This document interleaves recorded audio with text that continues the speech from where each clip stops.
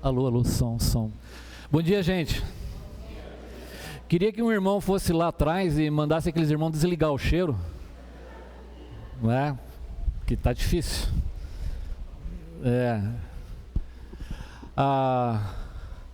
Eu louvo a Deus pela vida de vocês. E o que nós vamos meditar hoje tem muito a ver com vocês. Mas antes, porém, queria agradecer a Deus por algumas coisas. Primeiro, pelo Diego. Cadê o Diego? Cabeça dura, né? 15 pontos. Sofreu um acidente e Deus o guardou, né? A gente tentou avisar a Caúna que ele era cabeça dura, mas, né? Ele não lembra de nada. Então, aquele cenzão que, né, você pensa que ele ia pagar, ele não lembra de mais nada, né? Então, mas graças a Deus pela tua vida, Diego, que você está bem. Deus abençoe você. Também está ali o seu Ari, mas a dona Edila está ótima, né, senhor Ari? De pilha nova.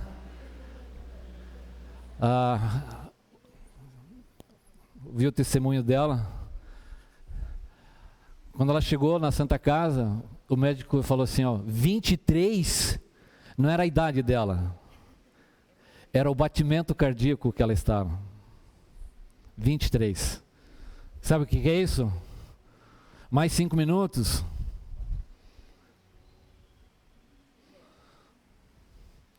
E ela falou que naquele instante ela estava muito bem.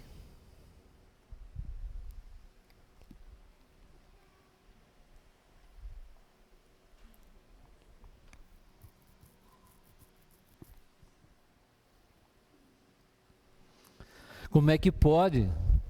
Alguém está parando, né? Mas o que ela estava sentindo era algo muito bom. Ela estava muito bem, não estava com medo. Até brincava com os médicos, ela ficou totalmente consciente durante toda a cirurgia da colocação do marca-passo.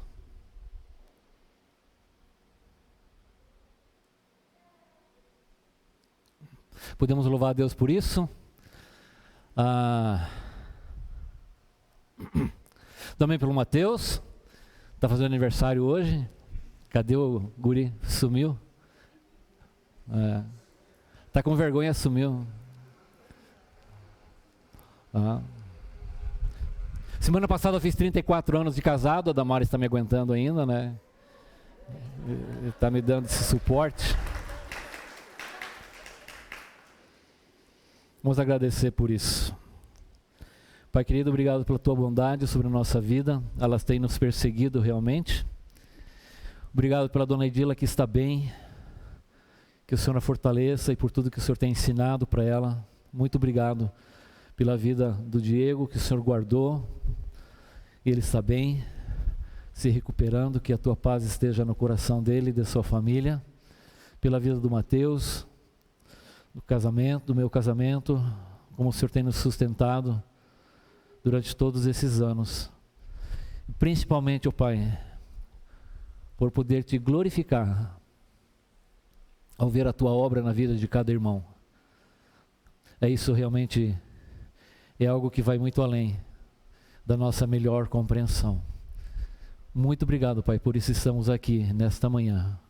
O Senhor tem sido muito bom para conosco. Em nome de Jesus, amém. 2 Coríntios capítulo 4, versículo 13.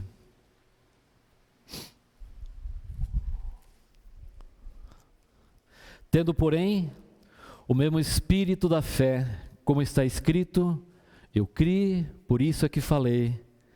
Também nós cremos, por isso falamos, sabendo que aquele que ressuscitou ao Senhor Jesus, também nos ressuscitará com Jesus e nos apresentará conosco, porque todas as coisas existem por causa de vocês, para que a graça, multiplicando-se, torne abundantes as ações de graça por meio de muitos, para a glória de Deus.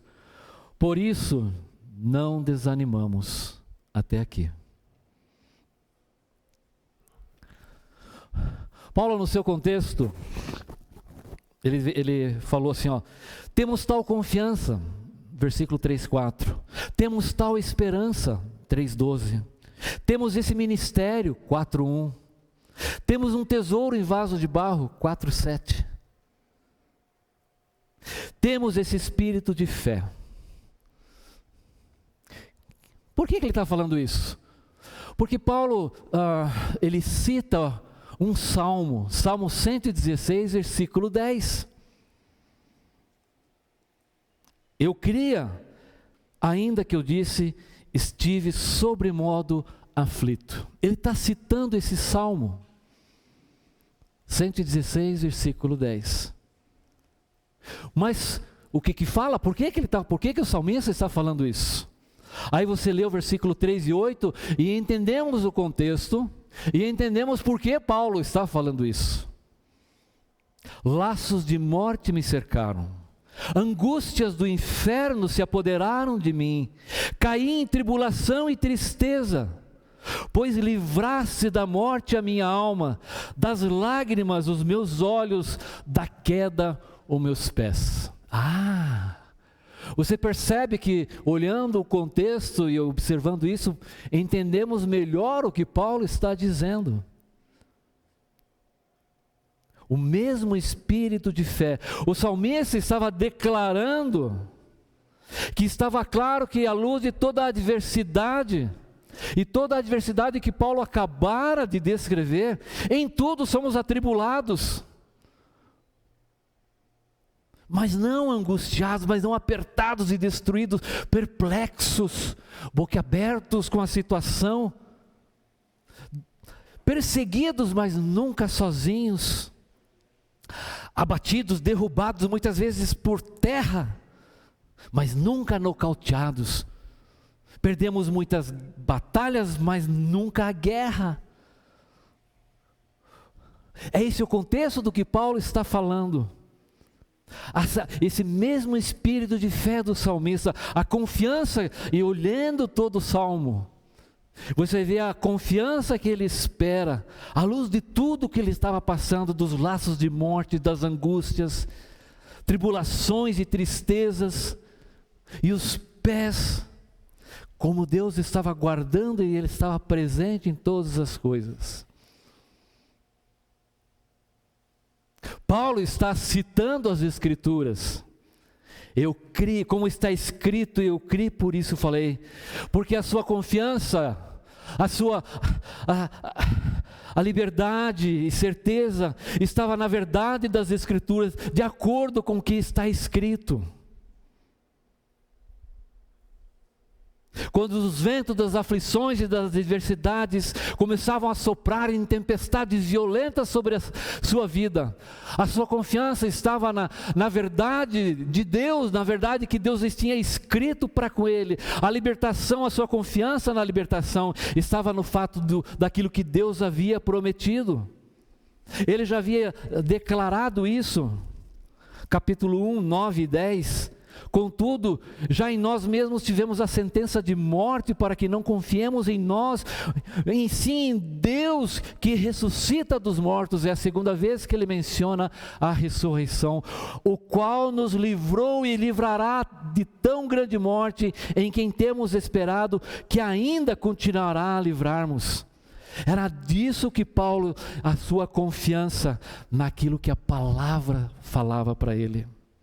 Lutero, quando questionado e confrontado pela liderança da igreja, que estava exigindo que ele mudasse, que ele negasse as 95 teses que ele havia proclamado, ele pregara essas teses lá na porta da igreja de Wittenberg, é isso, seu Horst? Wittenberg, como é que se pronuncia? Wittenberg, é isso aí, ao vivo e a cores, está certo, Wilfred? Né? 2 alemão para me corrigir. Né? Ele falou, 95 teses.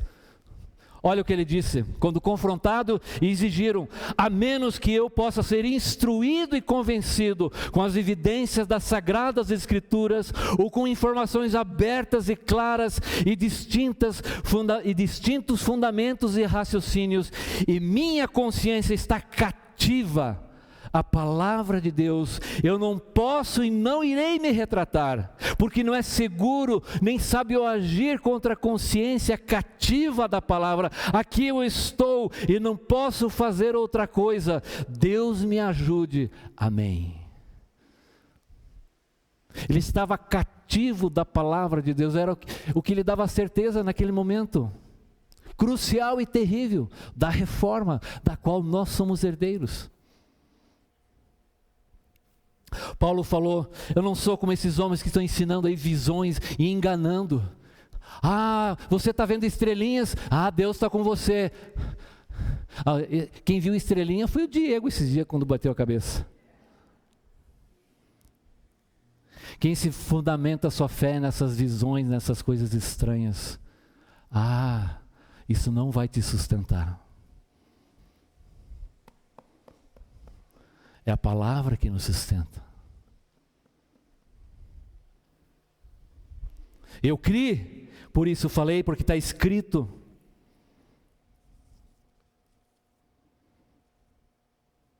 E o que está escrito?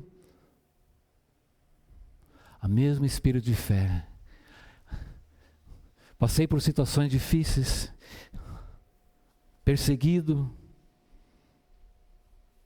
atribulado, perplexo, abatido, risco de morte, porque nós que vivemos somos sempre entregues à morte, por causa de Jesus. Em nós opera a morte, situações difíceis, mas ele perceber e experimentar a libertação de Deus, porque ele fora e recebera da parte de Deus, como vimos, o ministério da nova aliança, o ministério do Espírito, ministério glorioso, e saía para proclamar o evangelho da glória da luz de Deus, e passara por todas essas situações, mas Deus era com ele. Mas não somente isso, mas ele sabia também. O que ele sabia? Que aquele que ressuscitou ao Senhor Jesus também nos ressuscitará com Jesus e nos apresentará conosco. Porque sabemos sobre a nossa confiança e fé, e a confiança e fé de Paulo, ainda que ele morresse, se depositava no fato da ressurreição. A ressurreição era a prova final do triunfo sobre a morte. Ele não tinha medo da morte. Quem é que poderia ameaçar Paulo? Ou Lázaro. Lembram-se de Lázaro?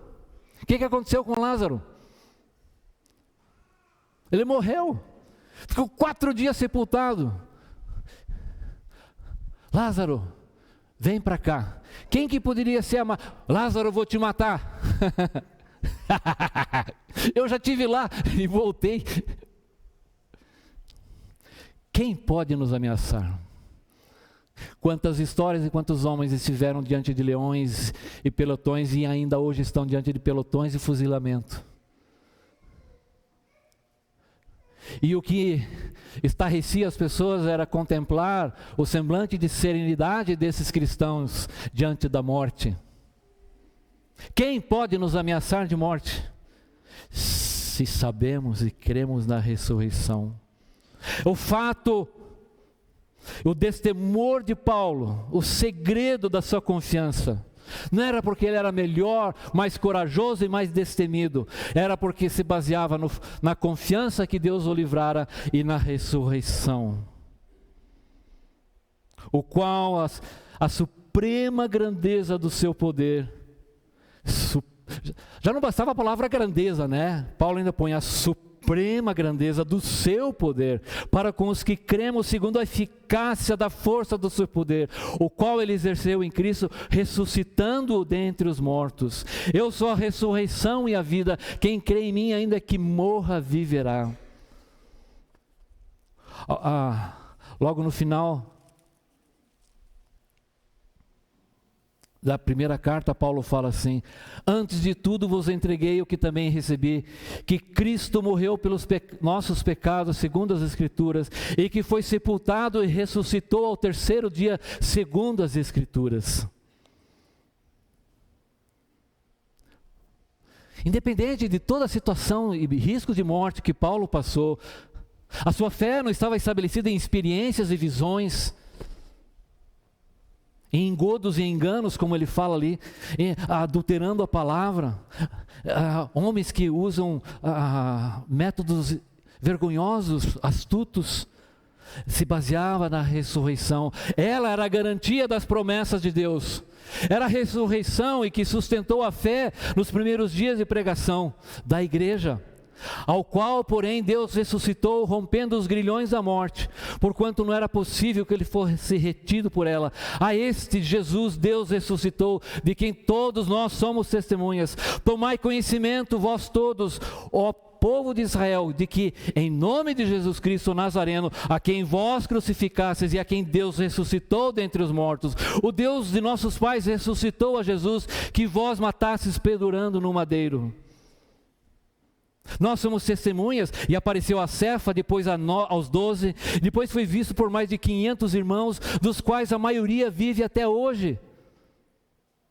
Depois foi visto por Tiago, depois por todos os apóstolos, e finalmente por mim, Paulo, fora do tempo.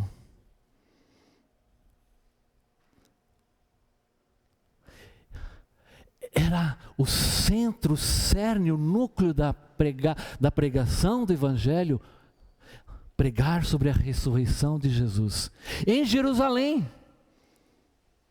onde eles falaram que tudo aquilo aconteceu. Ora, era o lugar mais propício para detonar o Evangelho e o que eles estavam falando. Era simplesmente aquelas autoridades apresentar o corpo. Era mais ou menos como eu chegar hoje aqui e dizer: meus irmãos, o Paraná Clube foi campeão mundial, venceu o Real Madrid por 4-3 de virada, marcou 4 gols nos 5 minutos de acréscimo da prorrogação. O Erlon marcou 3 gols e o Arildo marcou 1. Ele ressuscitou. Quem que acreditaria nisso? Não, ele acredita. Acho que é o último paranista da igreja. Tem 2. O Mateus também era paranista, mas ele se converteu. Você acreditaria numa história dessa? Não. Pode acontecer. Não. Pode. Daqui umas 15 gerações, né?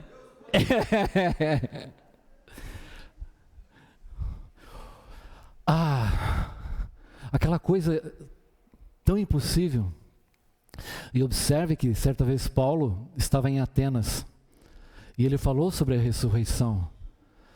E todos aqueles filósofos de plantão ali no Areópago zombaram dele.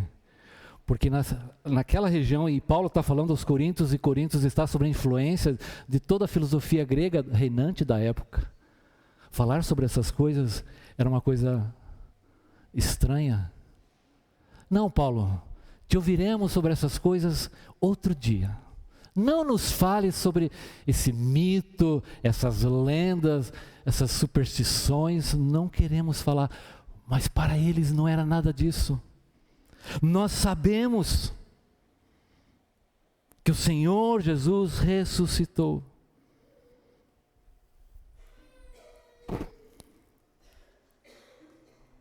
E agora vem um texto que é pertinente às nossas vidas. Versículo 15. Porque todas essas coisas existem por causa de vocês. Eu não sei se é na NVI ou na revista atualizada, está por amor. Não é uma boa tradução. Lá não está escrito por amor. Talvez no máximo a preposição ali para vosso benefício ou por causa de vocês. Paulo está dizendo que, olha, todas essas coisas que eu estou passando, que estão acontecendo, é por causa, para o benefício de vocês.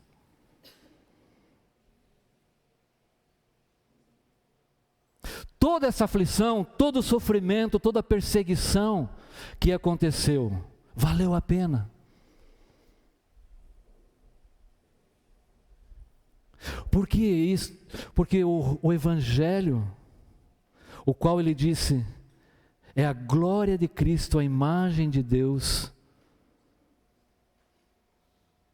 que resplandeceu no coração para a iluminação do conhecimento da glória de Deus na face de Cristo. Porque todas essas coisas aconteceram, ocorreram por causa de vocês, para que vocês fossem beneficiados. Mas Paulo não para aí. Eu queria poder, talvez consiga, mas Paulo está fazendo uso nesse todo esse contexto, está tentando comunicar aos seus ouvintes, aos irmãos ao qual ele está escrevendo.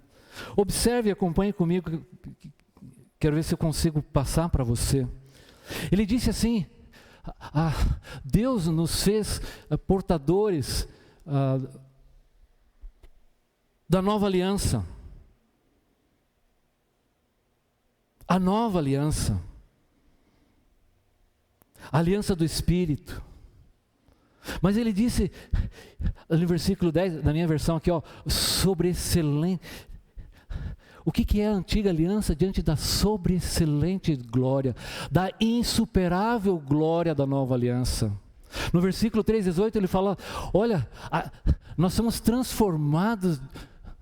Ele podia falar, nós somos transformados de glória, mas ele quis falar de glória em glória, gloriosamente. Paulo está sobrepondo as palavras, mostrando a coisa extraordinária, algo maravilhoso. Somos transformados na sua própria imagem, como pelo Senhor, o Espírito. Ele disse ali,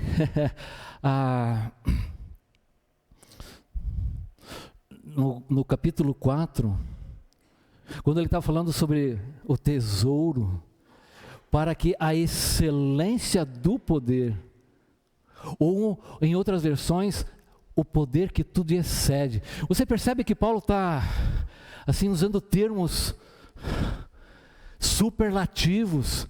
Ele está exaltando e colocando essas coisas num nível, num patamar de algo maravilhoso, incomparável, incompreensível, extraordinário, além de toda a compreensão. E Paulo está falando aqui para que a graça multiplicando-se. A palavra aqui traz a ideia de que superabunde. Você vai lembrar, você que lembra do português ainda, lembra de uma coisa chamada pleonasmo. Lembra pleonasmo? Né? Aquela coisa redundante, subir para cima, né? Descer para baixo, entrar para dentro. Vem dessa aqui, da ideia que se sobrepõe, do exagero que não precisa ser dito. Paulo está dizendo para que a graça superabunda, seja aumentada, que vá além do que é normal, mais do que é suficiente. Que a graça vá muito além de todas as coisas. Agostinho disse que graça é tudo por nada, para quem não merece nada. Graça é tudo que o homem precisa, o que ninguém pode ganhar e que somente Deus pode dar e a dar livremente. Philip Yancey definiu graça, que significa: não há nada que possamos fazer para Deus nos amar mais. Não há nada que você possa fazer para que Deus te ame menos. Paulo está dizendo que todas essas coisas, tudo que eu tenho passado, eu tenho confiado em Deus, eu tenho certeza da ressurreição, eu confio na palavra porque ela tem me garantido, mas todas as coisas aconteceram para que a graça superabunde sobre a vida de vocês. Mas o objetivo final não era este.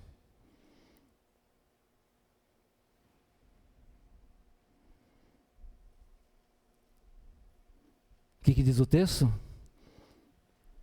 Para que a graça multiplique, aqui ele usa o tradutor usa o verbo se multiplique. A ideia é essa que a graça se espalhe, que a graça atinja o maior número de pessoas. Tudo o que aconteceu comigo vale a pena. Mas não para isso, para que torne abundantes ações de graça. Que as ações de graça, na verdade, a palavra aqui é a mesma palavra que Paulo usa ali no capítulo 1:5.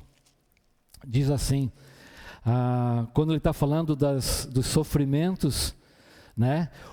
Porque assim como os sofrimentos de Cristo se manifestam em grande medida, também a nossa consolação transborda. É a mesma palavra. Essa palavra, Paulo usa aqui na segunda carta aos Coríntios, 19 vezes. De todo o Novo Testamento, 26% Paulo usa nessa carta. Paulo está dizendo, sim, os sofrimentos transbordam, mas a graça de Deus excede. Vai muito além. E Paulo está dizendo para que a graça, né, se torne abundante, para que haja muito, que transborde, como um rio que enche de água e não pode ficar contido pelas margens, ele se esparrama, excede, vá muito além, para que a graça de Deus exceda, que haja muita gratidão.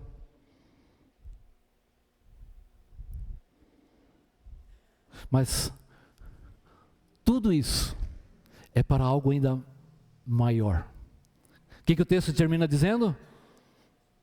Você percebe como Paulo parece que vai, né, subindo degrau em degrau? Porque essas coisas aconteceram por causa de vocês, para que a graça se multiplique, para que torne abundante as ações de graça, por meio de muitos. Para o quê? Para glória de Deus. O propósito de todas as coisas, o que Paulo está dizendo é que quanto mais pessoas experimentarem a graça de Deus, mais gratidão haverá. Essa semana eu estava ouvindo o testemunho de um casal, eles estão aqui nessa manhã, e eles falaram assim, por quê? Por que que nós não entendemos, por que nós não decidimos antes? Por quê? Por que não foi antes? E eles estavam falando, quantas vezes nós ouvimos, quantas vezes nós fomos convidados, quantas vezes pessoas nos falaram do Evangelho, e a gente não queria saber. Eu tenho a minha religião. Mas um dia aconteceu, aquilo que está aqui, aquele que trouxe a existência, e havia trevas sobre a face do abismo, e Deus disse, haja luz e houve luz. Aquele que trouxe a existência poderosamente, não existia nada, e Ele trouxe pelo poder da sua palavra, Ele trouxe a existência a todo esse universo. É esse Deus que disse, olha, que fez brilhar nas trevas do teu coração, esse poder fez que o Evangelho iluminasse o teu coração e quebrasse toda essa negridão na qual nós vivíamos, e a luz do Evangelho da glória de Cristo iluminou em nossos corações para a compreensão e entendimento da glória de Deus na face de Cristo. Nós entendemos, ouvimos aquela coisa tantas vezes, mas um dia de repente fez sentido. É isso. Como posso não entender, como posso não crer nessas coisas? O que Paulo está dizendo é exatamente que quando isso acontece, por isso a vida de cada um de vocês hoje aqui, nesta manhã, glorifica ao nosso Deus. Há muitas ações, muitos motivos de gratidão, e tudo isso é para a glória de Deus. Nada glorifica tanto a Deus de maneira superabundante e extraordinária, que vai muito além de toda expectativa, do que o Evangelho brilha no coração de uma pessoa.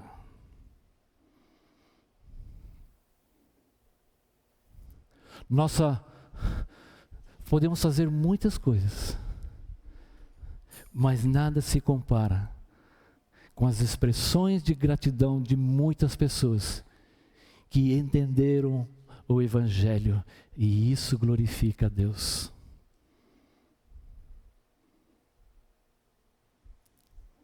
Estamos glorificando a Deus verdadeiramente?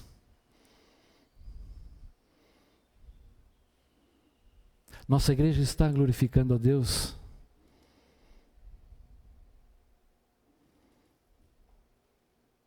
Pessoas estão sendo alcançadas pelo Evangelho?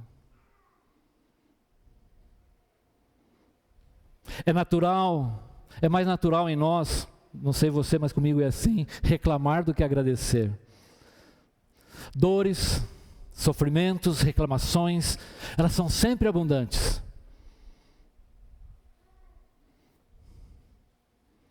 Mas para Paulo,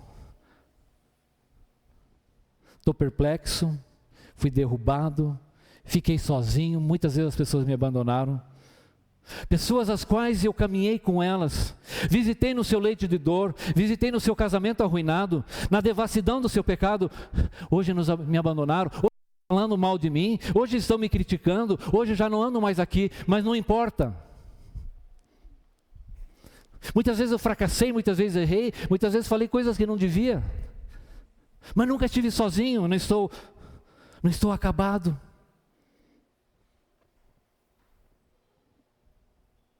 Porque para Paulo, ver a graça alcançando, ele como portador do ministério da nova aliança, o ministério do Espírito, de glória incomparável, que nos transforma de glória em glória na face de Cristo, nossa vida sendo transformadas, o poder que tudo excede, como vasos de barro somos portadores disso, em todas as situações difíceis, atribulado, angustiado, perseguido, derrubado. Mas ele está falando, a graça está se espalhando e alcançando o maior número de pessoas, e isso está redundando em glória ao nosso Deus.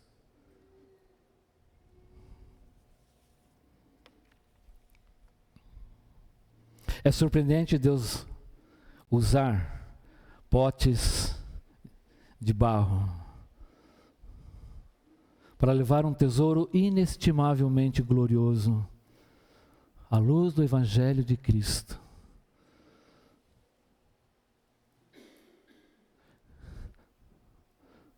Quanto mais graça,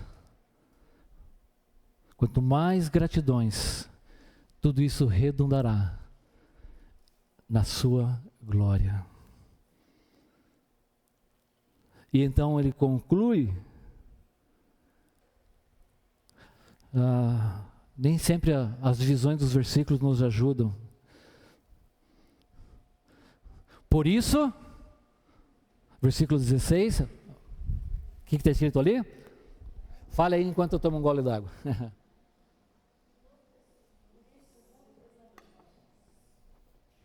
Por isso não desanimamos. Essa palavra é diferente do versículo 8, né? Porém não desanimados, é outra palavra. É a mesma palavra do versículo 4, cadê Joel? Lá do começo. 4:1, na revista atualizada está aqui, né? Não desfalecemos. Na NVI tá, não desanimamos. A palavra aqui, ela é muito mais forte do que isso. Ela significa estar esgotado, exausto, de como ceder ao mal. Alguém que tem passado por tantas circunstâncias de injustiça, perseguição, dor. Ele não pensa em ceder a este mal. Em vista das provações e dificuldades, ele não pensa em desistir, de se render. Por essas razões, Deus está comigo. Estava aflito, mas nesse espírito de fé, Deus me tem livrado. A ressurreição eu sei que ainda que possa morrer e correr risco de vida o tempo todo, a ressurreição é a certeza.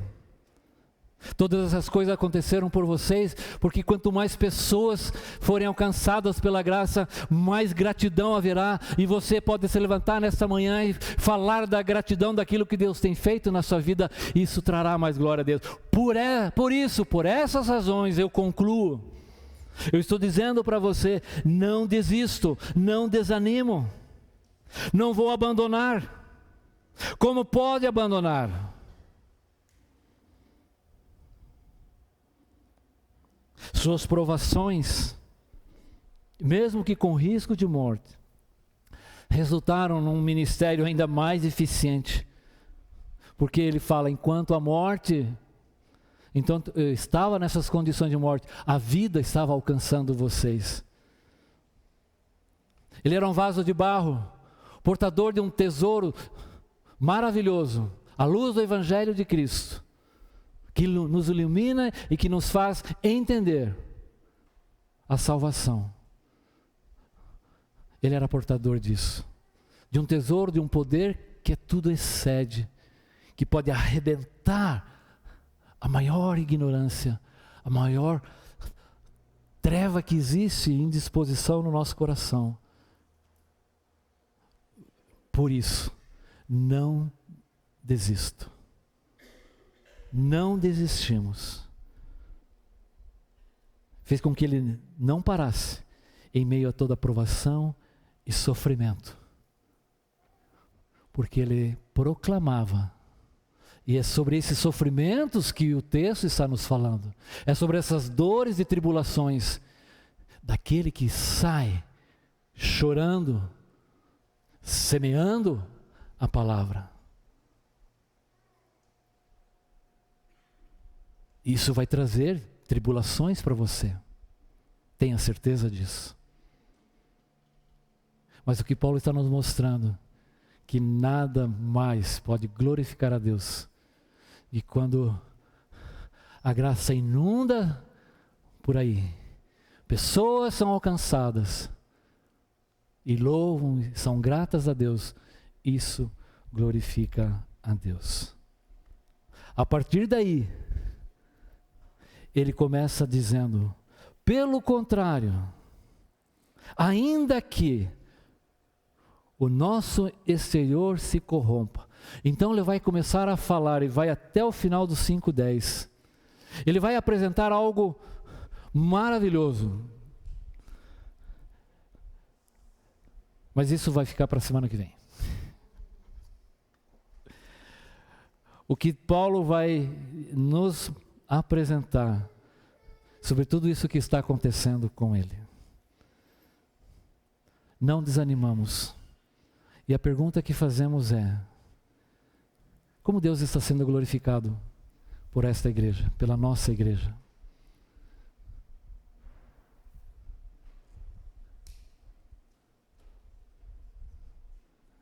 Estamos realmente imbuídos, não importa o que venha pela frente, como um vaso de barro, que não vale nada, imprestável às vezes, sem valor, que se for quebrado eu troco por outro. Não é um vaso de bronze, de metal todo bonito, de cerâmica pura. Não, um vaso de barro, para o dia a dia, o tupperware do tempo, descartável. Mas portadores de um tesouro incomparável. O que nós estamos fazendo com isso? Realmente estamos preocupados em que Deus seja glorificado desta maneira? Pai querido, muito obrigado por esta manhã.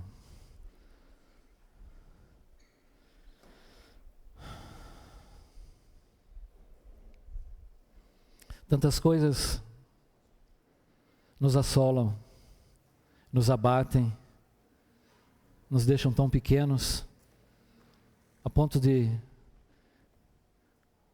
perder até a esperança ou ter qualquer expectativa. Mas o tesouro que carregamos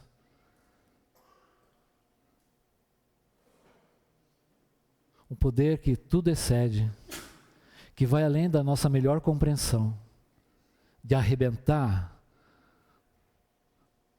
o coração de um ateu, um coração de um religioso, seja do que for. E isso te glorifica, isso te exalta sobremaneira.